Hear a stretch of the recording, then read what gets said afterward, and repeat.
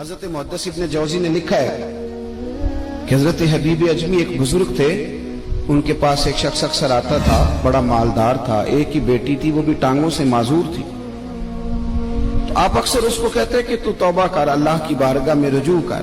ایک وقت ایسا آتا ہے کہ پھر انسان کا جب کوئی اپنا نہیں رہتا پھر اسے مصلی یاد آتا ہے، لیکن اگر مصلی کی عادت بچپن سے پڑ جائے نا تو پھر ذرا آسان ہوتا ہے اللہ سے دل لگانا۔ وہ اکثر آپ اس کو کہتے ہیں کہ ٹھیک ہو جائے کہ تو بیٹی ہے، وہ بھی بیچاری معذور ہے، تو کہاں دولت لے جائے گی۔ آج کرتا ہوں، ہم تاریخیں دیتے رہتے ہیں نا اللہ تعالیٰ کو معاذ اللہ کہ رمضان سے میں نے نیک ہو جانا ہے، عمرہ کر کے آؤں گا تو پھر میں پکا نمازی ہوں۔ خدا کے بندو، کس نے تجھے بتایا ہے کہ رمضان تک تو زندہ رہے گا؟ کس نے خبر کی کہ عمرہ کرنے تک تو بچے گا؟ حضرت حبیب اجمی اس کو کہتے تو کہتا بڑی جلدی ٹھیک ہو جاؤں گا۔ ایک دن سویرے سویرے توبہ کرنے آ گیا۔ آپ نے فرمایا کیا ہوا؟ تو کہنے لگا حضرت جی کل ایک 15 سال کا نوجوان ملا ہے اور مجھے توبہ کرا گیا۔ مزہ ہی اس عمر میں اللہ اللہ کرنے کا، نبی کریم سے محبت بھی کرنی ہو تو یہی عمر ہے۔ عشق لگا سی کھیڈاں کھیڈ دی نو تے پھر مینوں کھیڈاں بھول بھول گئیاں، کجل پایا سی میں یار دے ویکھنے نو، پھر او دی یاد وچ روندیاں ہی ڈول گئیاں۔ حیدر شاہ اس گلی کدے نہ رول دی پر ہن تے رول گئیاں۔ جن لوگوں نے ابو جہل کو قتل کیا تھا ان کی عمر بھی 15 سال تھی۔ ہم تو بڑے ہی نہیں نہ ہوتے ساری زندگی، نہ ہمیں کو بڑا ہونے دیتا ہے، ہم بڑے ہی نہیں ہوتے، یہ تو عمر ہے کچھ کر گزرنے۔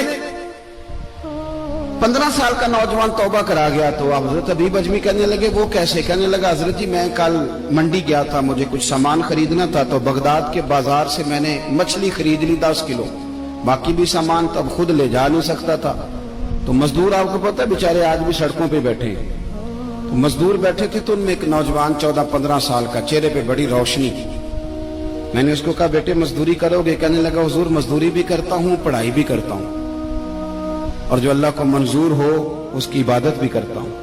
میں نے اسے کہا کہ یہ میرا سامان ہے فلاں جگہ پہنچانا ہے، کیا لوگے؟ کہنے لگا 3 دینار مزدوری۔ سودا طے ہو گیا، اس نے سامان اٹھا لیا۔ کہتے ہیں رستے میں ظہر کا وقت ہو گیا، کہنے لگا چچا اگر اجازت دو تو نماز پڑھ دوں۔ 15 سال کا جواب۔ کہتے میں رکھ کے نا وہاں سامان تو پھٹے پہ بیٹھ گیا، وہ نماز پڑھنے چلا گیا، باقی لوگ دیر سے آئے، وہ بچہ جلدی آ گیا۔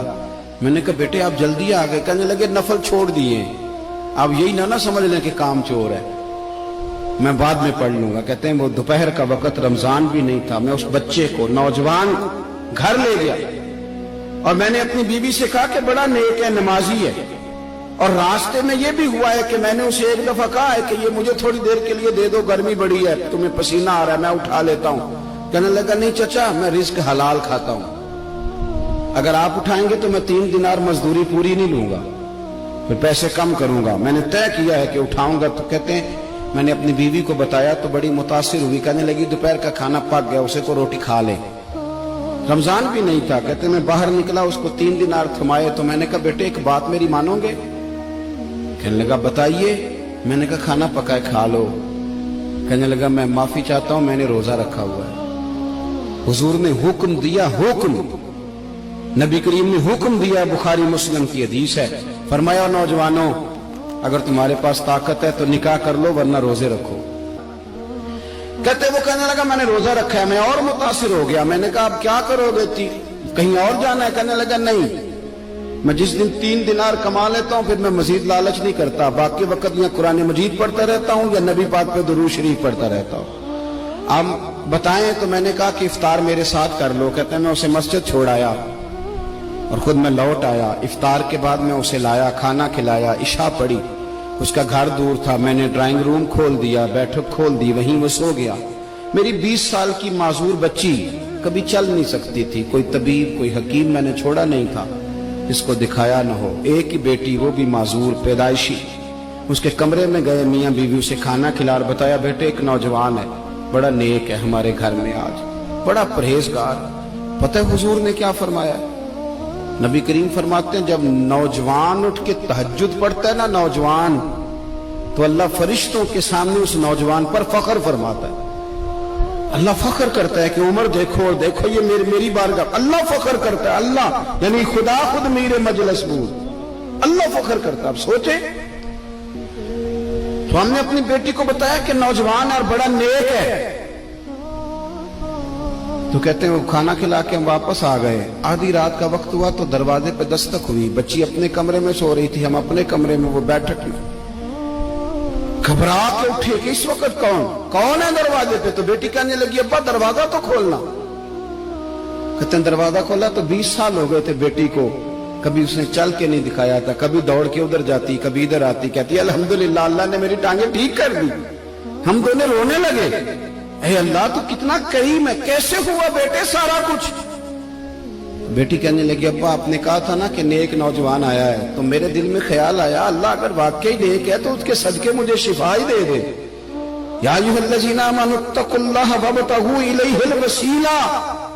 तो कहने लगी अभी मेरी दुआ भी पूरी नहीं हुई तो रब करीम ने फजल किया है और मुझे शिफा अता कर दी। कहते हम दौड़ के उसके कमरे में गए और जब हमने हाथ रखा तो दरवाजा पहले से खुला था, एक खत छोड़ गया था। आजकल के पीर की करामत होती तो फेसबुक पे दे देता, बाकियों को भी जरा भूल पता चले। कहते हैं वो खत छोड़ गया अपने बिस्तर पे कि अगर तुम लोगों को मुझसे मोहब्बत हो गई है तो मेरे पीछे ना दौड़ना, उस रब की बारगाह में झुकना जिस रब ने मेरे ऊपर भी फजल फरमाया है और आप पर भी करम फरमाया।